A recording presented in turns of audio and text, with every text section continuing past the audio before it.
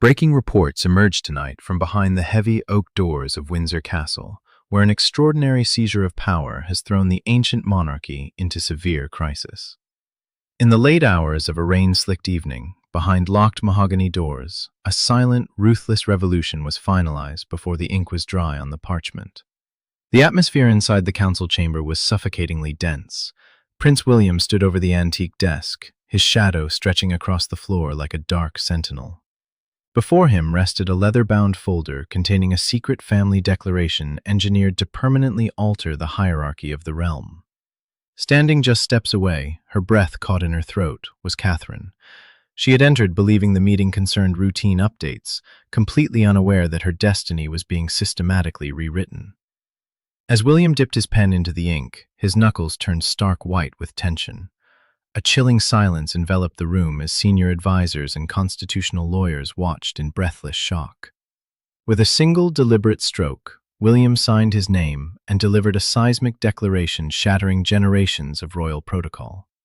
Catherine would henceforth be recognized as the family's new queen, an absolute authority wielding immediate power over internal governance, ceremonial representation, and private mediation.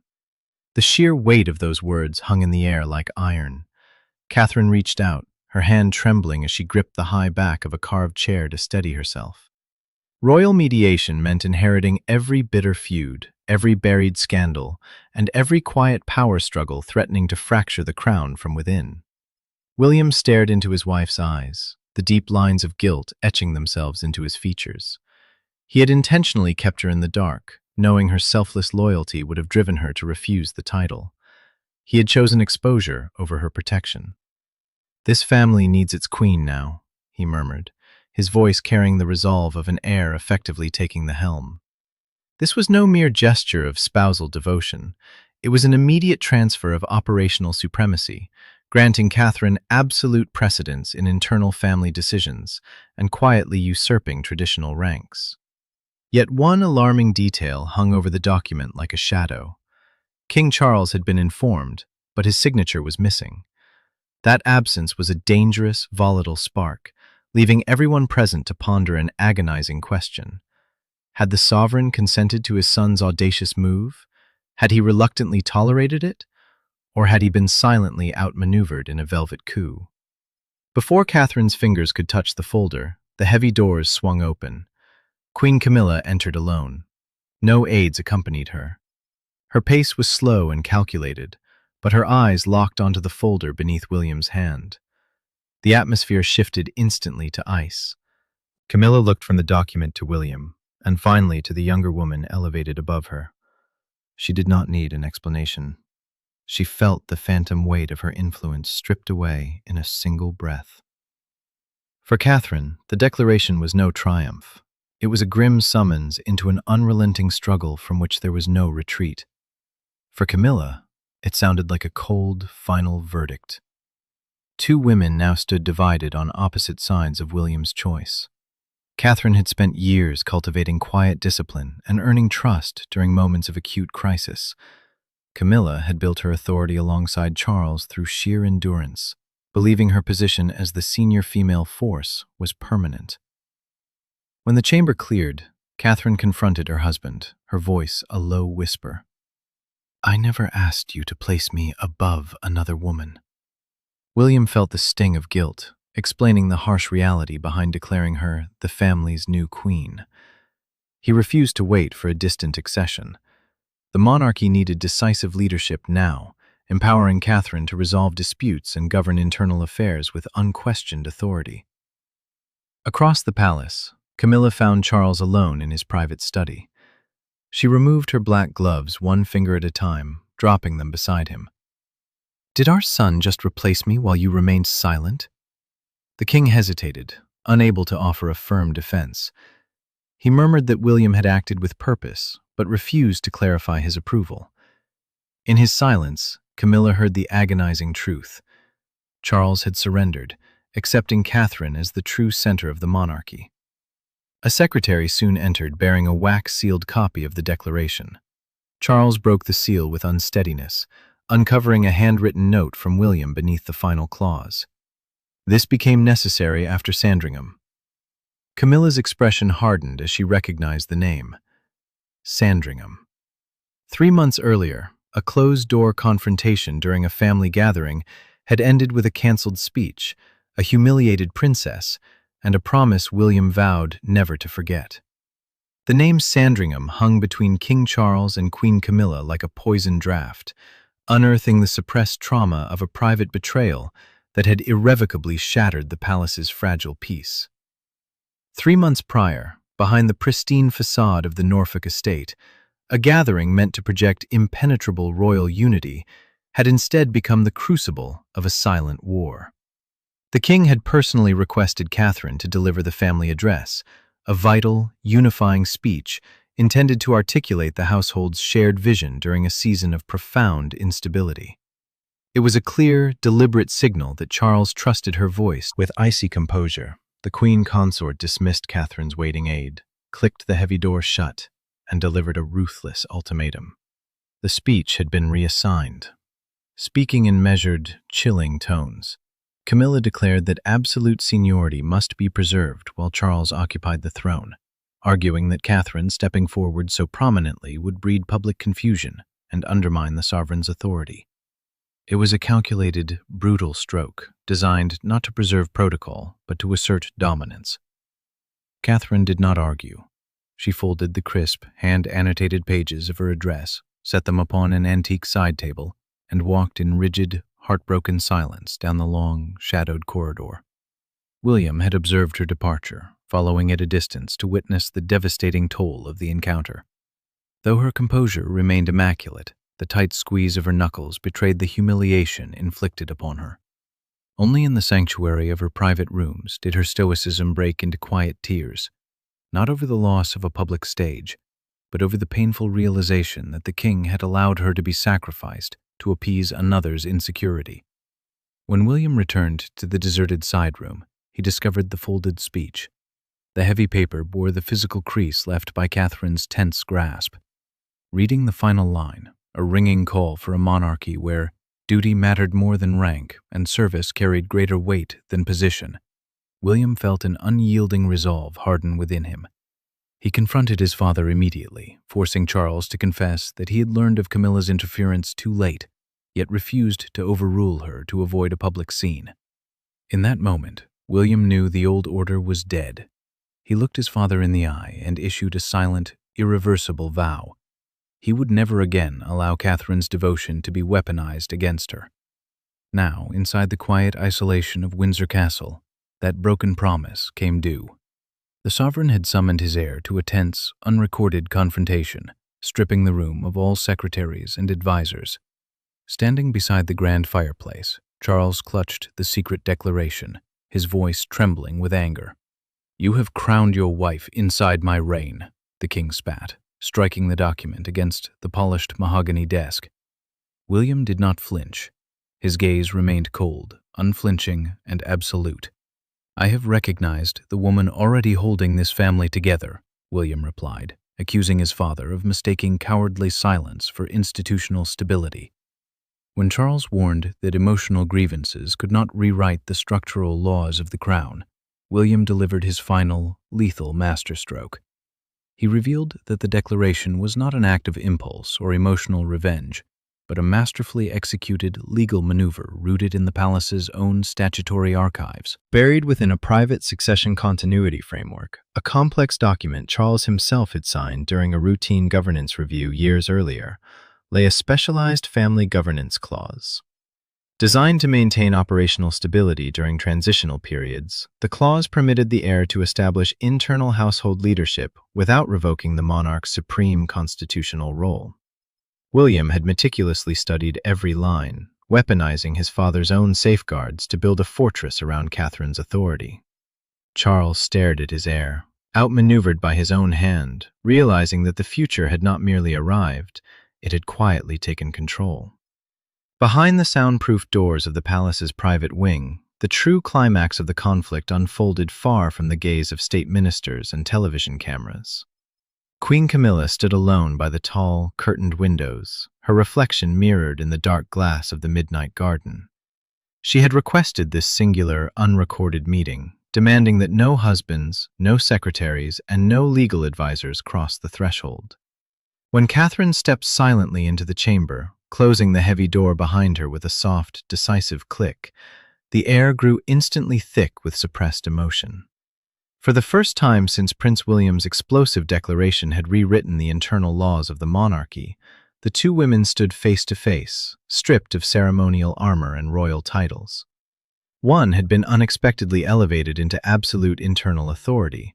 The other was forced to confront the silent, crushing reality of her own complete displacement. Camilla did not offer a formal greeting.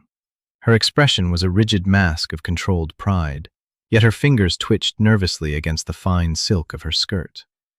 "You have achieved what you set out to do," Camilla said, her voice dropping to a low, razor-sharp whisper that sliced through the quiet room.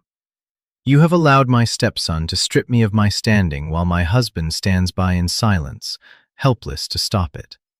Her words carried the bitter, tragic weight of a woman who had spent decades surviving public hostility and palace intrigue, only to watch her hard-won influence systematically dismantled in a single night.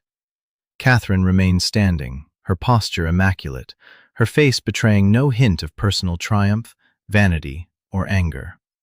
"I did not seek this power, Camilla," Catherine replied, her tone firm, calm, and weighted with absolute authority.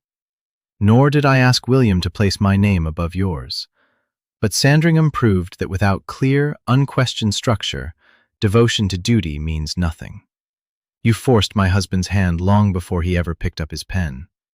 The mention of Sandringham hung between them like a physical blow, heavy and suffocating. Camilla turned her head slightly, unable to meet Catherine's piercing, unwavering gaze. The memory of that afternoon, where Camilla had cornered the younger princess, stripped her of her unifying address, and forced her into the shadows, reappeared with haunting clarity. Catherine stepped closer to the table, her voice dropping into a register of deadly, dark seriousness. "You reduced my standing not because I had failed the crown, but because you feared what my presence represented. You showed my children that quiet service could be discarded at the whims of personal insecurity. I forgave the personal humiliation, but I will never allow the next generation to inherit a system where pride overrides merit." A long, agonizing silence descended upon the chamber. Camilla felt the last embers of her resistance dissolve under the crushing weight of Catherine's restraint. Through documented private accounts, the Queen Consort quietly admitted the suffocating fear that had long driven her actions, the terror of watching the family, the court, and the nation quietly look past Charles's reign toward the young couple waiting in the wings. Every nod of respect toward Catherine, every crisis resolved by her steady hand, had felt to Camilla like an early eulogy for her own relevance. "So what happens now?" Camilla asked, her voice cracking slightly as the terrifying reality of her defeat settled over her. "Do you intend to weaponize your new precedents to cast me out entirely?" Catherine looked at the woman who had once guided her through the complex labyrinth of royal life. In that quiet moment, justice triumphed over vengeance. "I will not reverse the declaration," Catherine stated, her words dropping like heavy iron weights. "My authority over family governance, ceremonial representation, and private mediation is final. But I will not govern through cruelty. I will not use this mandate to diminish your marriage, nor will I humiliate you as you humiliated me. Power built on cruelty is hollow, Camilla. I will protect this family, even from itself." Camilla stared at Catherine, stunned by the younger woman's profound restraint. Reaching into her leather handbag, Camilla withdrew a sleek, gold-embossed private access card, the ultimate key granting entry to senior family coordination councils and control over the household's most sensitive operational machinery. Her hand trembled violently as she slowly slid the card across the polished wooden table toward Catherine. It was an act of complete, unconditional surrender. "Do better with this power than I did with mine," Camilla whispered, her voice laden with tragic finality. Catherine reached out, covering Camilla's trembling hand briefly with her own, acknowledging the immense personal pain of the moment, without surrendering an inch of her new authority. The shift of power was absolute, permanent, and complete. The old guard had fallen, and as Catherine took the card, the future of the crown passed irrevocably into her hands. By sunrise, the secret declaration signed within the shadow-draped walls of Windsor Castle was no longer a confidential family matter. It had ruptured into a raging public phenomenon that reverberated across global news networks. Broadcasters interrupted scheduled programming, and senior correspondents gathered in shivering crowds beneath the gray, drizzle-stained skies outside Buckingham Palace. Their voices rose in hushed excitement as special morning editions hit newsstands, Catherine's resolute face staring out from every front page. The official statement released by the palace had been crafted with masterly bureaucratic ambiguity, confirming Catherine's immediate recognition as the central female authority and operational lead of internal royal affairs, while insisting that King Charles and Queen Camilla remained anchored in their sovereign roles. Yet, behind the polished wording, the illusion of seamless continuity lay shattered. Public commentators instantly dismantled the diplomatic veil, exposing the seismic truth. Prince William had executed his first irreversible move as future king, forcing an unprecedented shift in power before the current reign had reached its twilight. The monarchy had stopped passively waiting for its future. It had allowed that future to crash through the gates and take command. Public opinion split violently down the middle, creating a deep ideological rift across the nation. Millions hailed Catherine's elevation as a triumphant victory for duty, loyalty, and quiet endurance. To her supporters, her new authority was the natural culmination of years spent steadying the crown through relentless personal sacrifice, public scrutiny, and private grief. Yet critics and strict constitutionalists viewed William's decisive maneuver with intense trepidation, branding it an audacious velvet coup that had forced fragile family tensions into the harsh light of day before Charles's reign had run its course. Inside the quiet, velvet-draped drawing rooms of the palace, Catherine watched the relentless media storm beside her husband. The thunderous applause from the streets brought her no warmth. It brought only an overwhelming, suffocating weight of dread.